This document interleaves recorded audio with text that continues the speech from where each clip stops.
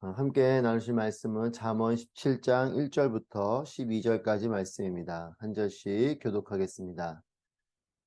마른 빵을 먹더라도 평안하고 조용한 것이 온갖 맛있는 음식이 가득하고도 다투며 사는 것보다 낫다. 지혜로운 종은 주인의 부끄러운 짓을 하는 아들을 다스리고 그 형제들과 함께 유산을 나눠 받는다. 도가니는 은을, 용광로는 금을 단련하지만 여호와께서는 마음을 단련하신다. 악인은 악한 말에 마음을 두고 거짓말쟁이는 못된 말에 귀 기울인다. 가난한 사람을 조롱하는 사람은 그 지으신 분을 비난하는 것이요 남이 당한 재앙을 기뻐하는 사람은 벌을 피할 수 없다. 손자는 노인의 면류관이요 부모는 그 자녀의 영광이다. 훌륭한 말이 어리석은 사람에게 어울리지 않는데 하물며 거짓말하는 입술이 통치자에게 어울리겠느냐. 뇌물은 그 뇌물을 쓰는 사람에게 요술방망이 같아서 어디에 쓰든지 안 되는 일이 없다. 허물을 덮어주는 것은 사랑을 구하는 것이요 문제를 자꾸 들추어내는 사람은 가까운 친구를 갈라놓는다. 어리석은 사람을 100번 때리느니 지혜로운 사람을 한 번 꾸짖는 게 더 깊이 박힌다. 반역하는 데만 마음을 쓰는 악한 사람은 잔인한 사람에게 잡힐 것이다. 어리석은 사람을 만나는 것보다 새끼를 빼앗긴 곰을 만나는 것이 낫다. 아멘. 오늘도 우리와 함께 하신 하나님을 찬양합니다. 하나님의 손길이 여러분의 삶에 충만하시기를 축복합니다. 여러분의 삶이 늘 건강하고 평안하고 행복하기를 바랍니다. 여러분도 그런 마음이실 것입니다. 내 삶이 늘 건강하고 평안하고 행복하기를 우리 모두는 꿈꿉니다. 그렇습니다. 모든 사람은 행복을 꿈꿉니다. 행복하기를 원치 않는 사람은 없을 것입니다. 모두가 다 행복을 꿈꿉니다. 사실 살아가는 우리의 모든 행위는 행복을 위한 행위일 것입니다. 내가 행복하기 위해서 무엇인가를 하지 내가 불행하기 위해서 하는 사람은 없을 것입니다. 내가 하는 모든 그 행위는 행복을 위한 것입니다. 그래서 행복하기 위해서 소유도 열심히 하려고 합니다. 그 소유를 많이 하면 행복할 것이라는 생각을 하기 때문에 그렇죠. 또 높은 자리와 지위에 오르려고도 합니다. 왜냐하면 그 위치가 되면 내가 행복하고 만족할 것이라는 생각을 하기 때문에 그렇습니다. 자녀들을 향해서 양질의 교육을 시키고 또 좋은 대학도 보내고 자녀들의 진로를 위해서 고민하고 애쓰는 것은 자녀들의 그 진로 가운데 행복하게 될 것이고 그의 삶이 풍성하게 될 것이라는 그런 기대가 있기 때문에 그렇죠. 여러분 이것은 좋은 마음입니다. 부모님으로서 자녀들이 행복하기를 바라는 것, 그래서 그들의 진로에 관심을 가지고 또 그들의 진로가 잘 나가기를 기도하고 애쓰는 것은 좋은 마음이죠. 풍요로움과 지위가 나쁜 것은 아닙니다. 여러분 풍요로움은 좋죠. 또 좋은 위치에 있는 것 좋은 것입니다. 하지만 우리가 한 가지 기억할 것은 풍요와 지위만 가지면 행복해진다는 단편적인 생각들이 문제입니다. 풍요와 지위가 좋은 것이지만 그것만 있어서는 안 됩니다. 그것들이 진정한 행복이 되어줄 기초와 기둥들을 우리가 잊지 않아야 합니다. 소유가 또 어떤 위치에 올라가는 것, 그것이 진정한 행복이 되어주게 하는 것이 또한 있다는 것입니다. 잠언 기자는 그것에 대해서 오늘 지혜의 말씀을 합니다. 1절 말씀입니다. 마른 빵을 먹더라도 평안하고 조용한 것이 온갖 맛있는 음식이 가득하고도 다투며 사는 것보다 낫다. 마른 빵과 온갖 맛있는 음식, 당연히 온갖 맛있는 음식이 좋죠. 풍요로운 것입니다. 당연히 풍성한 음식이 좋은 것이지만 오늘 잠언 기자는 마른 빵을 먹고 평안하고 조용한 것, 그리고 온갖 맛있는 음식을 이 가득하고도 다투며 사는 것, 이 두 가지를 비교하면서 차라리 마른 빵을 먹는 것이 낫다라는 것입니다. 왜냐하면 평안하고 조용한 것이 그 가운데 있다면 풍요로운 음식을 먹는 것보다 차라리 마른 빵을 먹더라도 평안하고 조용한 것이 낫다라는 것이죠. 여러분, 눈으로 보여지는 것은 일차적인 것입니다. 눈으로 보여지는 마른 빵과 풍성한 음식을 보면 당연히 풍성한 음식이 좋은 것이지만 이 1차적인 것에 그 속에 숨겨져 있는 2차적인 것, 눈에 보이지 않는 것이 있는 것이죠. 여러분, 건강도 눈에 보이는 겉모습뿐만 아니라 보이지 않는 그 안에 있는 장기들 또는 그 안에 있는 기관들 또 이런 뭐 보이지 않는 것들이 건강할 때에 진정한 건강이죠. 겉모습은 멀쩡하고 겉모습은 건강해 보이지만 속이 병들어 있는 사람은 사실은 건강하지 않지요. 우리의 건강은 1차적인 것뿐만 아니라 2차적인 것까지 건강할 때 건강한 것입니다. 여러분, 행복도 마찬가지입니다. 겉으로 보여지는 1차적인 것이 우리의 행복의 전부가 아니고 그 안에 있는 2차적인 것까지 행복할 때 우리는 진정한 행복입니다. 여러분, 진정한 행복은 외적인 것을 넘어서 내적인 것이 안정적이고 행복할 때에 우리는 진정한 행복을 누리게 되는 것입니다. 평안하고 조용한 보이지 않는 영역들이 있을 때에 우리가 진정한 행복이 있는 것이고 진정한 풍요로움이 그 가운데 있는 것입니다. 차라리 마른 빵을 먹어도 평하고 조용한 것이 나은 것이죠. 여러분, 그렇기 때문에 하나님은 우리의 내면을 단련하고 변화시키는 것, 이것에 관심을 가지고 계신 것입니다. 3절 말씀입니다.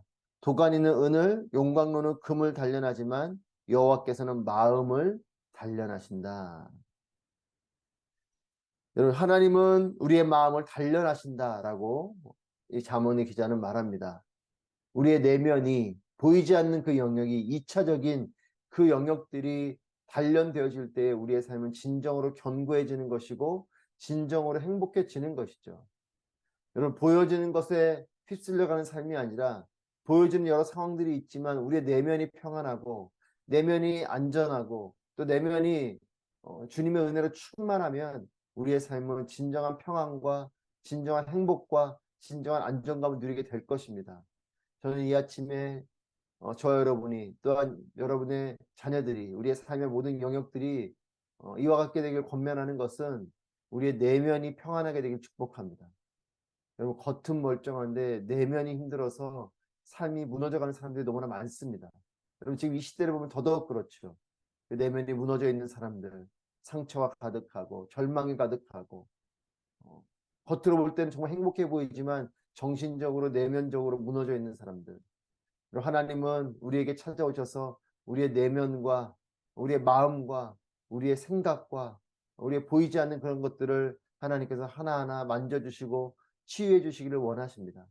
주님 앞에서 이런 진정한 회복이 있게 되는 우리 모두가 되기를 바랍니다.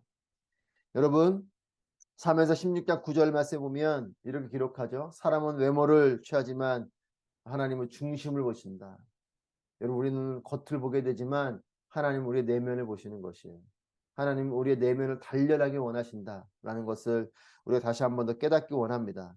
잠언 4장 23절 말씀에 또 이렇게 기록합니다.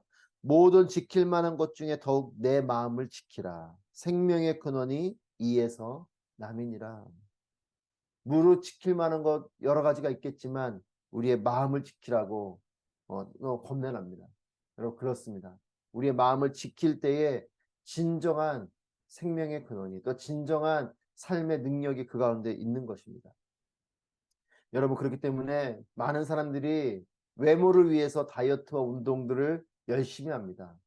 날씬해지고 또 건강해지고 겉으로 볼 때에 좋아 보이는 여러분, 그런 것을 위해 애쓰지만 내적 건강을 위해서도 힘쓰는 우리 모두가 되기를 바랍니다.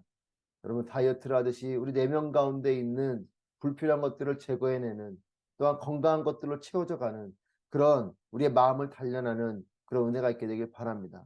여러분, 마음이 건강한 사람이 진정으로 행복한 사람이죠. 여러분, 그렇기 때문에 이 아침에 우리의 마음 가운데 또 다짐하고 또 기도하기 원하는 것은 마음의 상처가 주님 안에서 치유되기를 축복합니다. 우리의 마음 가운데 보이지 않는 심지어 나도 모르는 내 안에 쓴뿌리들이 있죠. 여러분, 이런 것들이 깨끗하게 주님 안에서 치유되는 우리 모두가 되길 바라고 또 그러기 위해서 우리 마음 가운데 하나님의 말씀이 하나님의 놀라운 은혜들이 채워질 때에 이런 모든 것들이 하나하나 깨끗하게 치유되고 회복될 것을 믿습니다. 여러분, 두 번째는 상처를 끌어안지 않게 되길 바랍니다. 여러분, 어떤 분들은 자꾸 상처를 끌어안아요. 상처가 우리에게 올 때 그걸 그냥 흘려보내면 우리의 마음 가운데 남아있지 않을 것입니다. 여러분, 어떤 것이든지 내 마음을 낙담케 하는 게 있습니까? 그냥 흘려보내시고 또 내 마음을 힘겹게 하는, 심지어는 영적 공격 가운데 나를 무너뜨리려고 하는 그런 헛된 생각들이, 유혹들이, 또 부정적인 말과 부정적인 생각들을 자꾸만 끌어안는 것이 아니라 그래서 흘려보내는. 여러분께서 어떤 사람들 연민에 빠지는 사람들이 있죠. 자꾸만 그 안 좋은 감정을 증폭시키는 거예요. 그리고 자기 연민에 빠져서 자꾸만 그것을 상처를 끌어안고, 그런 것이 아니고 그것을 흘려보낼 수 있는. 여러분, 그래서 우리의 마음 가운데 상처가 있으면 자꾸만 우리의 연민이 커지는 것입니다. 그것이 아니라 내 마음 가운데 내 상처를 끌어안는 것이 아니고 하나님의 마음을 끌어안고 하나님의 말씀을 붙들고 하나님 말씀을 품는 것이에요. 그러면 하나님 말씀을 통해서 힘을 얻고 내 마음 가운데 있는 힘겹고 어려운 것들이 있지만, 여러분, 그것을 어둠의 영역들을 묵상하는 것이 아닌 하나님 말씀을 계속 묵상하는 겁니다. 그러면 좋은 나무에 자꾸 물을 주게 되는 것이죠. 여러분, 나쁜 나무에 자꾸 물을 주지 마십시오. 나쁜 마음을 자꾸 건드리는 것은 그것을 키우는 것이 되는 것이에요. 내 마음 가운데 하나님 말씀을 묵상하고 하나님 말씀을 자꾸 생각하는 거죠. 그러면 그 좋은 나무가 자라서 나쁜 나무를 덮어버리는 것입니다. 여러분, 마음의 상처가 치유되고 또한 상처를 끌어안지 않는 여러분 되시기 바랍니다. 여러분, 마음을 더욱 지켜야 하는 것이 또 그런 것은 이 세상이 녹록치 않은 곳이기 때문에 그래요. 나는 정말 잘 살고 싶지만 이 세상이 너무나 위기와 위험과 어려움이 가득하고, 또 우리를 상처를 주는 것들이 너무나 많고, 또 하나님의 말씀으로부터 무너져 있는 영역들이 너무나 많기 때문에 더더욱 우리의 마음을 잘 지켜가야 하는 것입니다. 8절 말씀입니다. 뇌물은 그 뇌물을 쓰는 사람에게 요술방망이 같아서 어디에 쓰든지 안 되는 일이 없다. 여러분, 이것이 세상의 모습입니다. 뇌물을 쓰면 안 되는 일이 없다. 요술방망이 같다. 여러분, 뇌물이 무엇입니까? 내가 원하는 것을 이루기 위해서 쓰게 되는, 어떻게 보면 불온한 그런 잘못된 물질이죠. 여러분, 근데 이것이 세상 간에 통하는 그런 세상이다라는 것입니다. 거짓이 통하고, 또한 어떤 자신의 사심에 따라서 불법을 행하는 것이 통하는, 이런 것이 세상이라는 것입니다. 거짓과 불의가 힘을 발휘하는 것이 세상이라는 것이에요. 오히려 이런 세상 속에서는 정직함을 행하고 의로움을 행하는 사람은 어리석다라고 여깁니다. 여러분, 우리도 그렇지 않습니까? 내가 하나님 말씀대로 올곧게 정직하게 그렇게 살아가면 사람들이 칭찬을 하기보다 왜 그렇게 어리석게 사냐, 좀 요령껏 살아라, 지혜롭게 살아라. 여러분, 우리에게도 그런 유혹들이 있죠. 남들처럼 그래 조금 이렇게 편법을 쓰고 조금 이렇게 요령을 피우고, 또 남들도 그렇게 하는데 나도 그렇게 좀 슬쩍 하지 뭐, 이런 마음을 갖고 싶은 또 그런 유혹들이 있지 않습니까? 또 심지어 남들이 보지 않을 때는 그냥 이렇게 은근슬쩍 이렇게 하지 뭐, 이렇게 말해도 뭐 속겠지, 이렇게 말해도 그냥 거짓말해도 괜찮겠지, 이런 마음으로 살아가고 있지 않습니까? 여러분, 이런 것이 통하는 세상이기 때문에 우리는 이런 유혹이 너무나 많은 것이에요. 여러분, 거짓을 행하면 이득이 있는 세상이 되면 사람들은 자꾸 거짓을 할 것입니다. 거짓을 할 때에 손해가 오고 내 삶에 힘겨움이 오면 그 누가 거짓말을 하겠습니까? 거짓말하면 이득이 있고, 조금 내가 그렇게 거짓말하고 속이고 하면 나에게 편한 것들이 오니까 사람들은 그런 것들을 하는 거죠. 여러분, 세상은 거짓과 불의가 힘을 발휘하고 또 정직과 의로움을 행하는 사람을 어리석다고 여기지만, 그러나 하나님의 지혜는 다릅니다. 하나님의 관점과 하나님의 눈은 다른 것이죠. 7절 말씀입니다. 훌륭한 말이 어리석은 사람에게 어울리지 않는데 하물며 거짓말하는 입술이 통치자에게 어울리겠느냐. 세상은 뇌물을 쓰면 그것이 요술방망이 같고 어디에 쓰든지 그것이 안 되는 일이 없는 이런 거짓된 세상일지라도, 하나님께서는 우리에게 훌륭한 말이 어울리는 사람, 의로운 것이 어울리는 사람, 그리고 이 지혜로움이 어울리는 사람을 말씀하고 있습니다. 여러분, 거짓말하는 입술이 통치자에게 어울리겠느냐, 이 말은 달리 말하면 뭡니까? 너희가 통치자로서 거짓말하는 입술이 아닌 훌륭한 말을 하는 그런 통치자가 되고, 세상이 비록 그런 세상일지라도 너희가 이런 하나님 말씀이, 또 하나님의 의가, 하나님의 뜻을 이루며 살아가는 그 삶이 익숙하고 그것이 어울리는 사람이 되라, 라는 것입니다. 여러분, 죄로 가득한 세상에서 이런 훌륭한 말은 어울리지 않는다는 거죠. 하지만 하나님의 사람인 우리는 훌륭한 말이 어울리고 거짓말이 어울리지 않는 사람들이 되어야 할 것입니다. 세상은 거짓을 해도 나는 거짓을 하는 게 불편해야 되는 것이죠. 세상은 불의를 해도 나는 불의를 하는 것이 어색하고 그것이 뭔가 나에게는 불편한 일이 돼야 되는 것입니다. 여러분, 악한 데는 지혜롭고 선한 데는 지혜롭고 악한 데는 미련한 것이 돼야 되는 것이죠. 세상은 악한 것에 지혜롭고 선한 것에 미련하지만 우리는 반대가 돼야 됩니다. 세상처럼 사는 것이 아니고 세상은 그렇게 살아도 우리는 반대가 가야 되는 것입니다. 하나님께서 주시는 하나님 말씀이 익숙한 사람, 하나님의 그 사랑이 익숙하고 용서가 익숙하고 하나님의 뜻이 우리에게 익숙한 사람들이 되어야 됩니다. 여러분, 그것이 어울리는 사람이 되어야 하는 것이죠. 여러분, 어떤 사람 보면 그 옷도 뭔가 어색하고 또 어떤 자리도 어색하고 이런 사람이 있어요. 잘 어울리지 않는 거죠. 왜냐하면 거기에 익숙하지 않기 때문에 그렇습니다. 하지만 익숙한 사람은 너무나 그것이 편안한 것이에요. 예를 들면 뭐 주방 일을 안 하는 사람이 그래도 뭐 주방 일을 도와주겠다고 주방에 들어서 막 일을 하는 걸 보면 뭔가 어색합니다. 불편하고 뭐 어떻게 할지 모르고. 하지만 그 주방 일이 익숙한 사람은 너무나 편안하게 그리고 너무나 빠르게 너무나 손쉽게 그 주방에서 일을 하고 또한 음식을 만들고 하는 것을 봅니다. 여러분, 익숙하지 않아서 그런 거죠. 저는 우리가 하나님 말씀이 익숙한 사람들이 되길 바랍니다. 이것이 우리에게 어울리는 사람들이 되길 바랍니다.